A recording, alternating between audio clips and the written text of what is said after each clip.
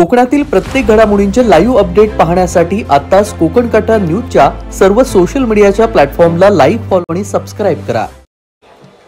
व्यासपीठावर उपस्थित असलेले या तालुक्याचे ज्येष्ठ नेते माजी आमदार मोकलभाई, व्यासपीठावर उपस्थित असलेली सर्व महाविकास आघाडीची नेते मंडळी, ज्येष्ठ पदाधिकारी, महिला पदाधिकारी, युवा सेनाचे पदाधिकारी, पत्रकार मित्र आणि मोठ्या संख्येने उपस्थित असलेल्या बांधवांनो, भगिनींनो आणि सहकारी मित्रांनो, आज हजारोच्या संख्येने तुम्ही या ठिकाणी उपस्थित आहात। मोठ्या जोशात आहात, मोठ्या प्रेमात आहात, उत्साहात आहात।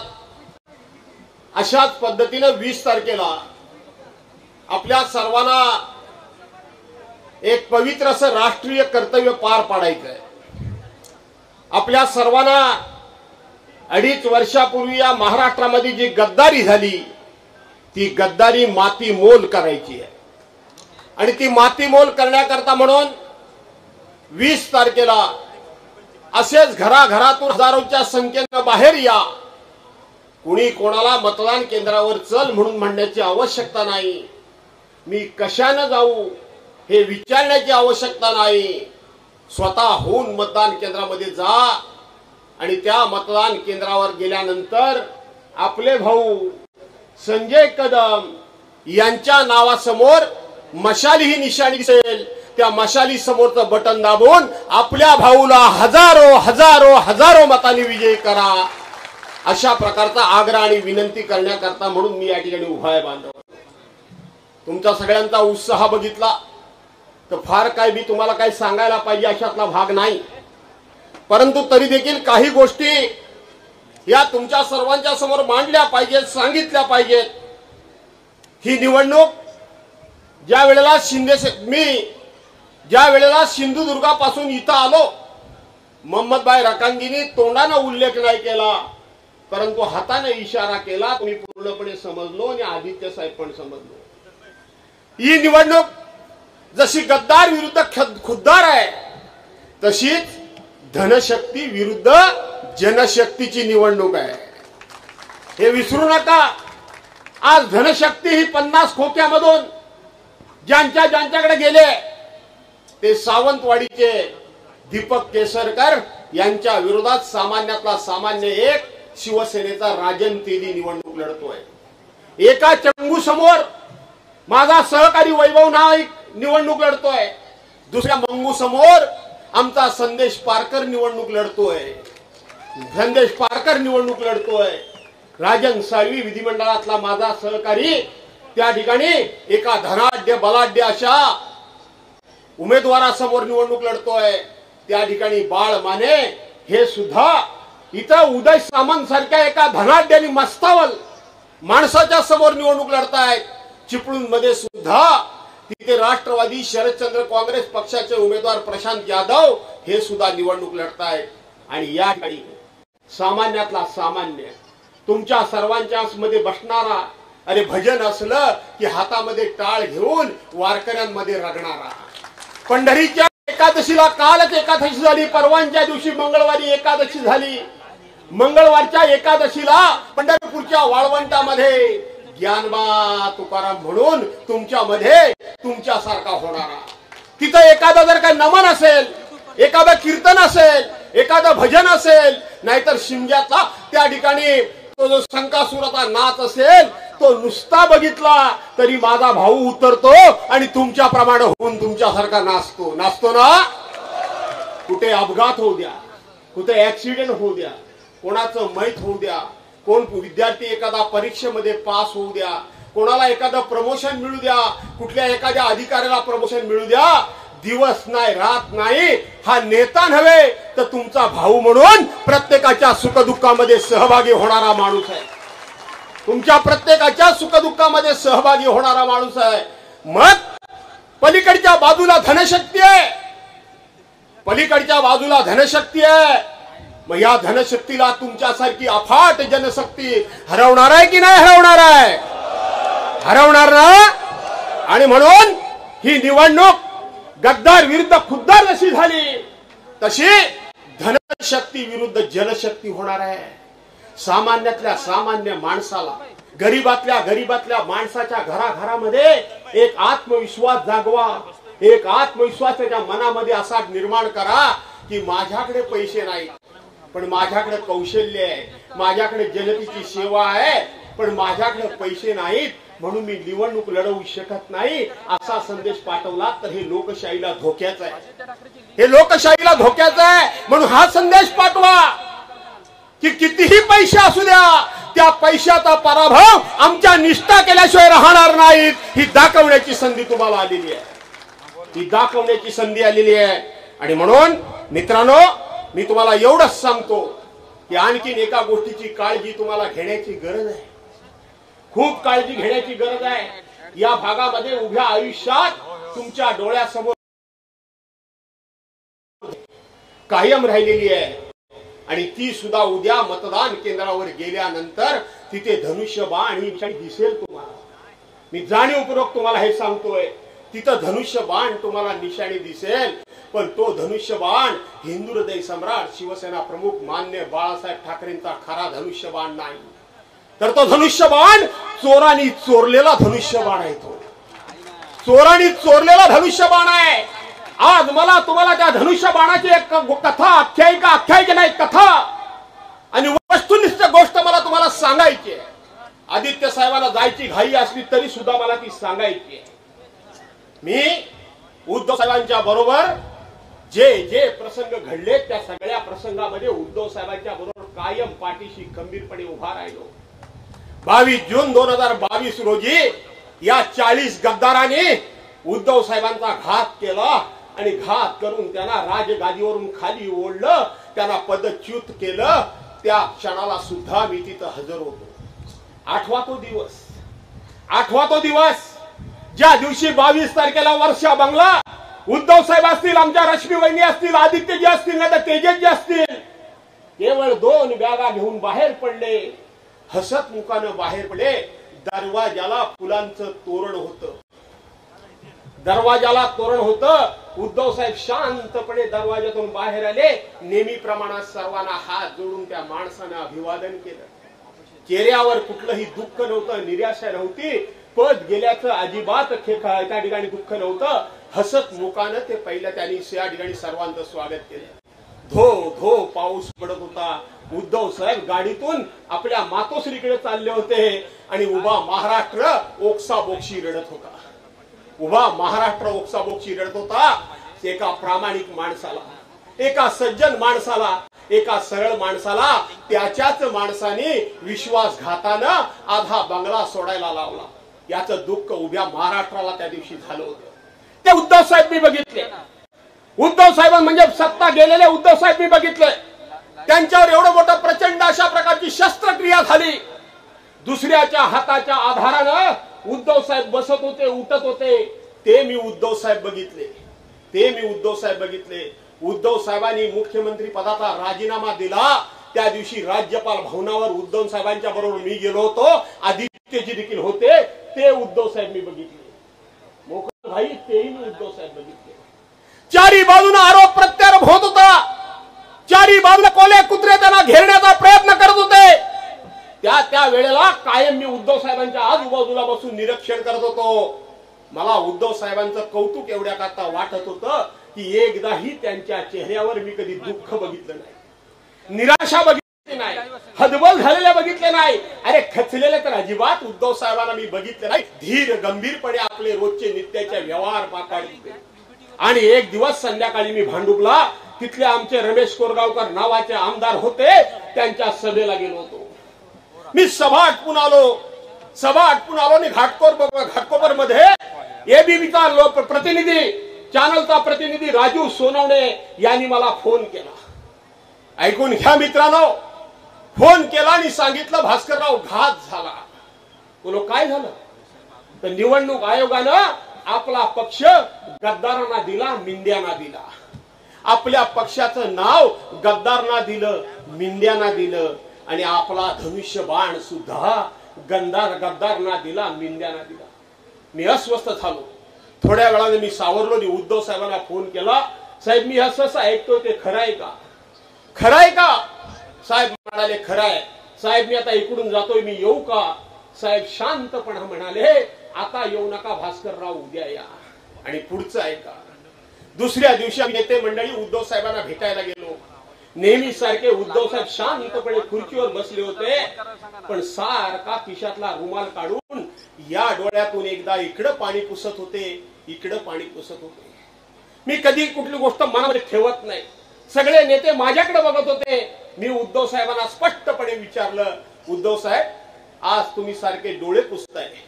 उद्धव साहेब म्हणाले नाही, जरा डोळ्याला काहीतरी झाल्यासारखं वाटतंय, सारखं पाणी येतंय, चष्मा बरोबर सूट झाला असं वाटत नाही, नवीन चष्मा घेतलाय म्हणून पाणी येतंय. मी सांगितलं नाही उद्धव साहेब, उद्धव साहेब मी तुम्हाला तुमचं मुख्यमंत्रीपद गेल्यानंतर सुद्धा बघितलंय.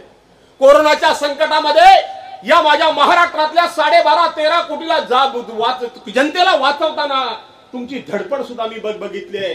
तुम्हाला राजीनामा देताना पण मी बघितलंय, पक्ष फुटताना पण मी बघितलंय, पण तुमचा चेहरा कधी मी पडलेला बघितला नाही. उद्धव साहेब तुम्ही काहीतरी आमच्यापासून लपवताय, पण तुमचा चेहरा तुम्हाला लपवता येत नाहीये. या माझ्या एका वाक्यावर शेवटी ते पण माणूसच आहेत हो, त्यांचा बांध फुटला. त्यांचा बांध फुटला, त्यांच्या डोळ्यामधून घळघळ पाणी आलं. आणि त्यांच्या बाजूला उभे असलेले रवी म्हात्रे जे मोठ्या साहेबांबरोबर बाळासाहेबांपासून त्या ठिकाणी त्यांच्याबरोबर काम करतात, ते रवी म्हात्रे मला म्हणाले, तेही रडायला लागले, आम्ही रडायला लागलो. आणि ते रवी म्हात्रे म्हणाले, भास्करराव काय विचारता, काय विचार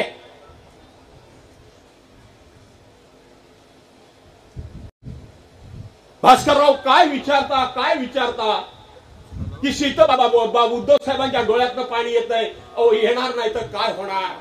आणि मग रवी म्हात्रेंनी आपल्या खिशातला एक छोटीशी वस्तू काढली, आमच्या सगळ्यांच्या हातावर ठेवली. लक्षात घ्या बांधवांनो, बघितलं आपल्या हातावर ठेवली आणि आमच्या समोर ठेवली. सांगितलं हा धनुष्यबाण, सोन्या चांदीचा बनवलेला धनुष्यबाण, कधी आम्हाला 88-89 साली धनुष्यबाण ही आम्हाला निशाणी मिळाली, त्या दिवसापासून हिंदू हृदय सम्राट शिवसेना प्रमुख मान्य बाळासाहेब ठाकरे यांनी ही धनुष्यबाण निशाणी देवाऱ्यामध्ये ठेवली.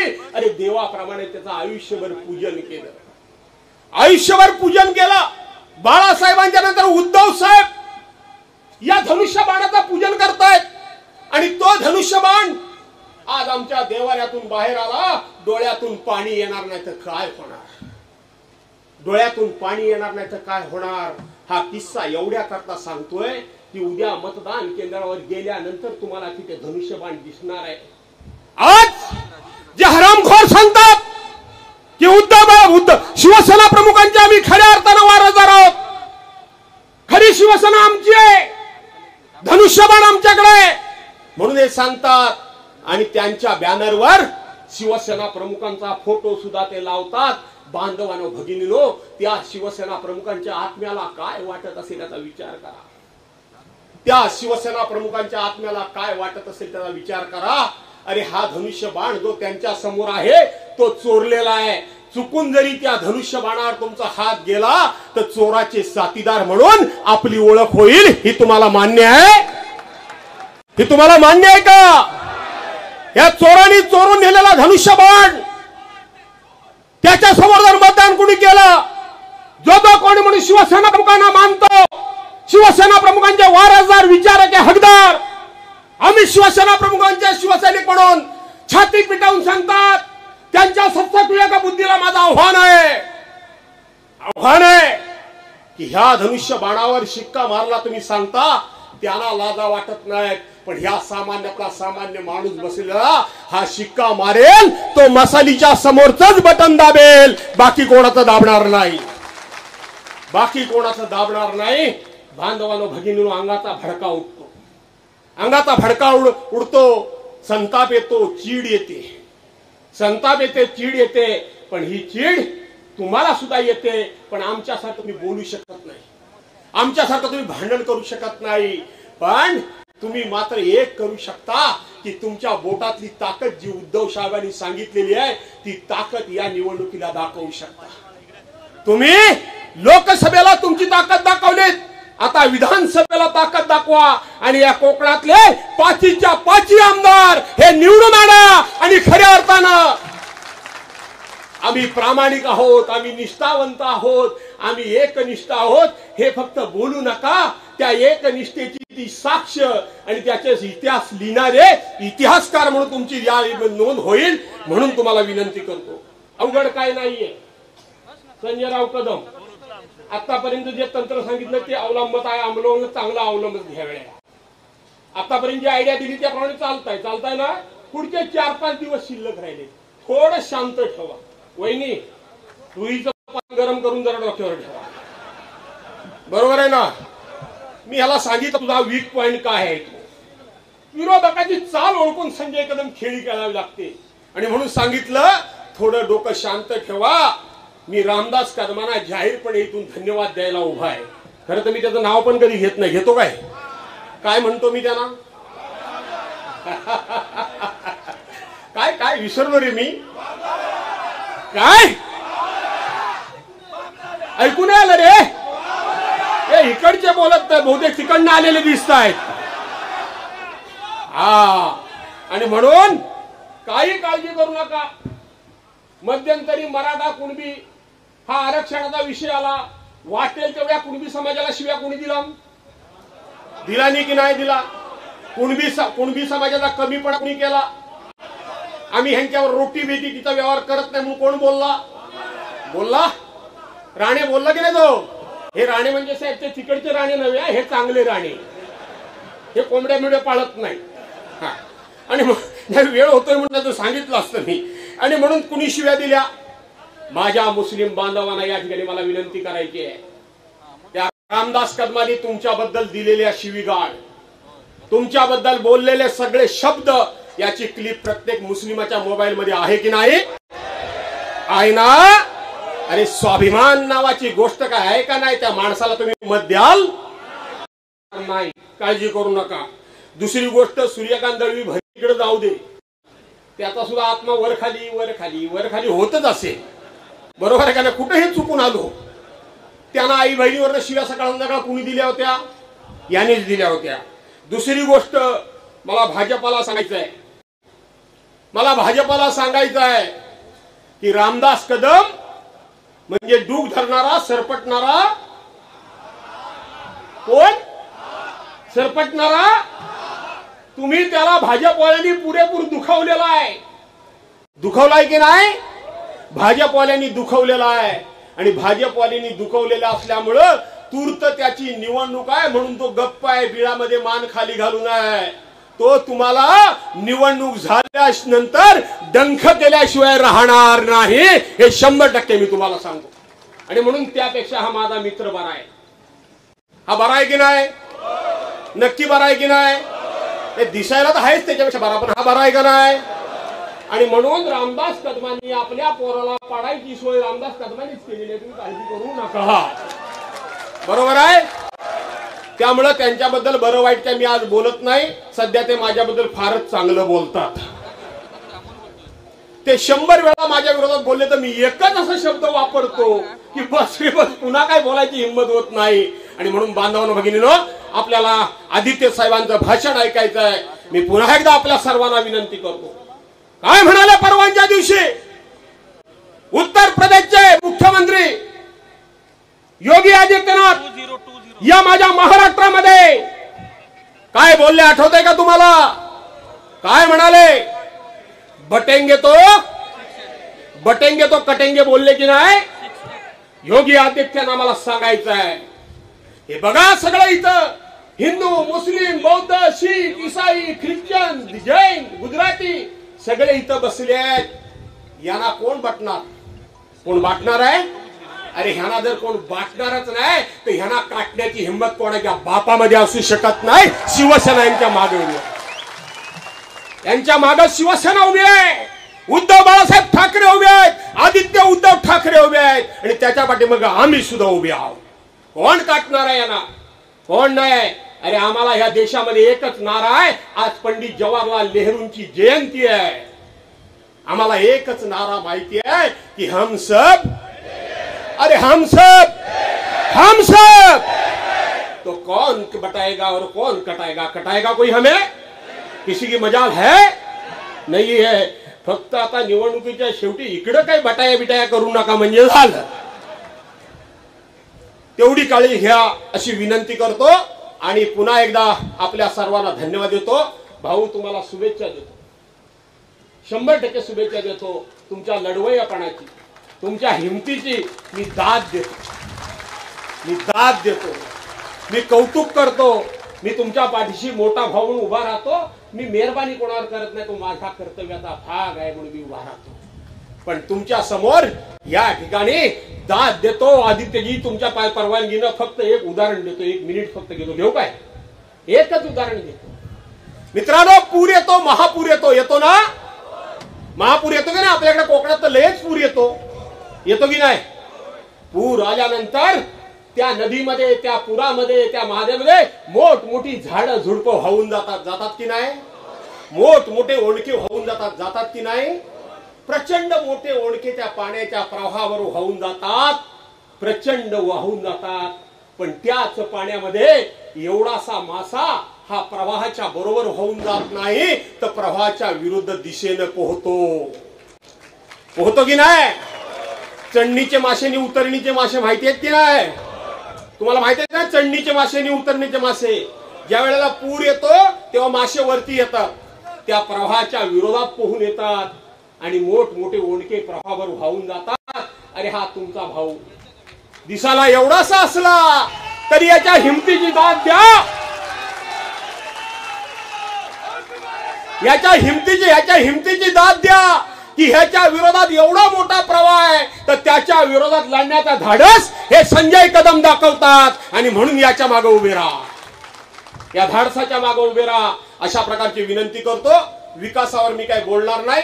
एनडीआरएफचे निकष देशाला स्वातंत्र्य मिळाल्यापासून या ठिकाणी वादळ आलं होतं, त्यावेळेला वाढवले असतील तर फक्त उद्धव साहेबांनी वाढवले, त्याचंही मी आता या ठिकाणी बोलत नाही. पण विकास मात्र काय असेल त्याचं उत्तम उदाहरण तर आज आता ही उद्धव साहेबांची सभा संपली की सर्वांनी दापोलीतून खेडपर्यंत जा. आम्ही आता खेडवरून दापोलीत आलो. तिच्या आईला असला रस्ता मी कधीच बघितला नाही. बघितला काय? 5 वर्ष हा गडी आमदार होता की नाही, कसा रस्ता होता. आता ह्याच्यापेक्षा दुसरं काय उदाहरण हवंय? विकास झाला तो ह्यांचा झाला, जनतेचा झाला नाही. 50 खोके मग कोणाचा झाला विकास? आणि म्हणून 20 तारखेला मतदान केंद्रावर जाल त्यावेळेला संजय राजाराम वसंत बहार आला. हा आणि म्हणून संजय वसंत कदम यांच्या नावासमोर मशाली निशाणी असेल. संजय रावांची निशाणी काय? अरे संजय रावांची निशाणी काय? संजय रावांची निशाणी काय? अरे संजय रावांची निशाणी काय? जय हिंद, जय महाराष्ट्र. धन्यवाद जाधव साहेब. यानंतर ज्यांचे विचार ऐकण्यासाठी